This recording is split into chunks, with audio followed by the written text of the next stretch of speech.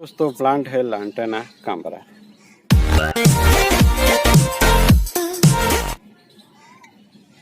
तो उसको हमने बुरी तरह से रिड्यूस कर दिया था। बहुत ही मोटा प्लांट था, लेकिन लंबा था, उसको निकाल दिया था हमने। और फिर से आज वक्त है कि इसको फिर से रिड्यूस किया जाए। तो ये मेथड है दोस्तों क्लिप एंड ग्रो की, जिसमें वक्त ज़्यादा लगता है, वायरिंग से ज़्यादा वक्त लग जाता है। टेपरिंग बढ़िया मिलता है पर वक्त लगता है। तो यहाँ जो कुछ अनचाही ब्रांचें निकल आई, बहुत सारी है, उन सबको हटाना है और हमें केवल बेस और ट्रंक लाइन ढूंढनी है। उस बार भी हमने कुछ किया था, ऐसा ही कुछ किया था, सभी ब्रांचें हटा दी थी इस तरह की। तो जब ये डेवलप हो रहा है तब भी हमें ध्यान देना है प्लांट पे कि इस तरह की ज़्यादा कोई ब्रांच ग्रो ना हो जाए, पर हमने ज़्यादा ध्यान नहीं दिया है। तो यहाँ 2 ब्रांचें मिली हमें और उसमें जो ग्रोथ होगा उसको आगे चल के हमें निकालना है। तो इस तरीके से होता है इसमें क्लिप एंड ग्रो मेथड में। ये थोड़ा ढीला हो गया है तो उसको जरा कस के बांध लें हम पोट के साथ।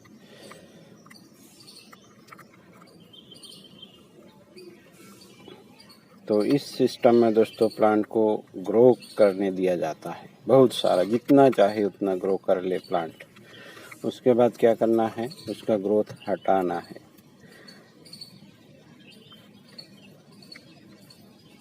ऐसे करते करते धीरे धीरे स्ट्रक्चर बनता है। अब यहाँ है तो इसका कोई ज़रूरत नहीं है, क्योंकि यहाँ हमें ग्रोथ करवाना है। तो यहाँ ऊपर से कोई ऐसा ग्रोथ है वो ज़रूरी ही नहीं है।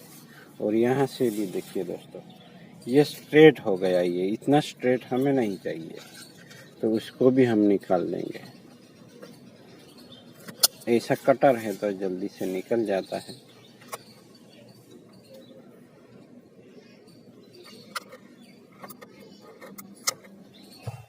नहीं तो आरी वगैरह से काम चला सकते हैं दोस्तों। यहाँ तीसरी ब्रांच की कोई गुंजाइश नहीं है नीचे। अब यहाँ बहुत सारी संभावना फिर से खुल जाती है कि हम इसके साथ जाए या इसके साथ जाए, दोनों संभावना ये बन जाती है। तो इन पूरे ग्रोथ को भी हम निकाल सकते हैं और इन 2 ब्रांचों के साथ जा सकते हैं दोस्तों। तो इसके साथ हमने एक्सट्रीम लेवल पे ही काम किया है। अब आज ये भी उड़ा दे तो कोई दिक्कत नहीं होगी। ये भी उड़ा देते हैं तो यहाँ बढ़िया बेस के साथ यहाँ एक ट्रंक वाला प्लांट मिलेगा और यहाँ थोड़ा बिखर जाएगा। तो मैं और ज़्यादा रिस्क कहे कि जो भी कहे, मैं उसके साथ एक्सट्रीम लेवल पे जाऊँगा। और ये भी उड़ा दिया है। तो यहाँ हमें जो मूवमेंट मिली है वो वायरिंग से नहीं मिल सकती दोस्तों। ये जो नीचे से आके यहाँ से एक प्लांट पनपेगा वो ज़बरदस्त होगा। तो ये सब चीज़ें मिलती हैं दोस्तों क्लिप एंड ग्रो मेथड में।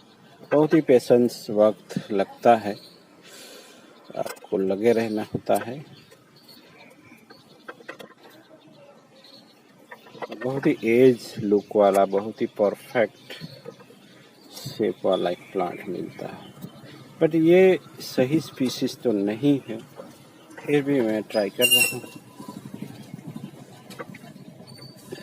ये यहाँ का लोकल हो गया है, अब तो सब जगह पे है ये प्लांट लांटाना। अब तो इससे खतरा भी पैदा हो सकता है, इतनी तादाद में उसकी वृद्धि हो रही है। यहाँ देखिए यही दिखाई देता है। तो इसके साथ क्या कर सकते हैं देखते हैं। ऐसा एक दूसरा प्लांट है, उसको भी लाता हूँ, दोनों को साथ में देख लेते हैं। उसको अब ग्रोथ के लिए रखते हैं, क्या होता है देखेंगे।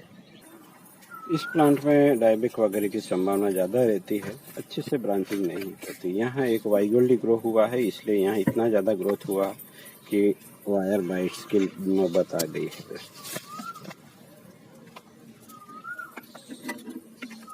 तो उसका स्ट्रक्चर तो बन जाता है, ये त्रिशूल नहीं चाहिए। बट कब कहाँ से कैसे डायबेक हो जाए अनबैलेंस होके वो कह नहीं सकते। यहाँ भी देखिए तगड़ा अनबैलेंस, क्योंकि यहाँ ग्रोथ होने लगा।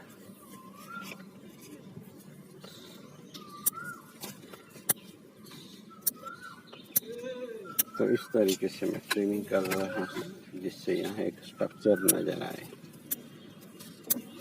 तो क्लिप एंड ग्रो मेथड में दोस्तों इस तरीके से प्लांट को बढ़ावा देते हैं, फिर इस तरीके से काट देते हैं। यहाँ तो मैंने वायरिंग सिस्टम का भी इस्तेमाल किया हुआ है, तो दोनों का कॉम्बिनेशन भी मैं करता हूँ। सब कुछ करने की कोशिश रहती है, वर्क करना है मुझे, बस यही ध्यान में रहता है।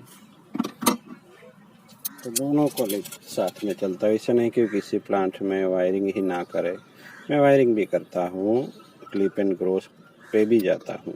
वायरिंग हो जाने के बाद, शेपिंग हो जाने के बाद प्लांट को फिर से क्लिप एंड ग्रो पर ही आना होता है फाइनल शेपिंग के दौरान। तो ये भी ध्यान में रखने वाली बात है। वायर बाइट हुआ है तो मैं वायर भी हटा लेता हूँ। ये वैसे यहाँ स्ट्रेट ट्रंक है तो उसको भी निकाल सकते हैं। यहाँ से ये स्ट्रेट जा रहा है तो वो रिदम में नहीं नज़र आएगा, तो ऐसा कुछ रहने ही नहीं देते हैं हम। तो चलिए उसे भी निकाल दिया जाए।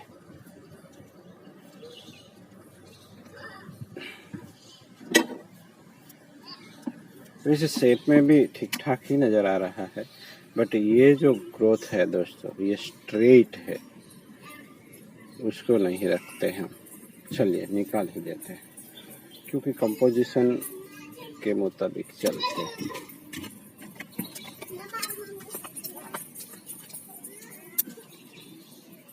तो अब यहाँ कुछ डेवलप होगा। ये कहाँ से जिंदा है पता नहीं, क्योंकि यहाँ पूरा का पूरा डेडवुड से भरा है ये प्लांट। कहाँ कितना जिंदा है मुझे तो पता ही नहीं है, बट ये जिंदा है तो रखेंगे। मैं किसी दूसरे स्पीसीज समझ के उसको लाया था पर निकला कोई और।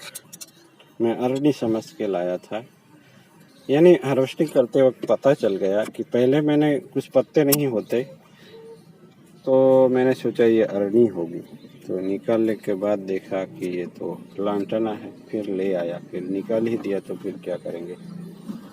बट ये देखिए ये इसका जो स्ट्रक्चर है दोस्तों बहुत ही बढ़िया है,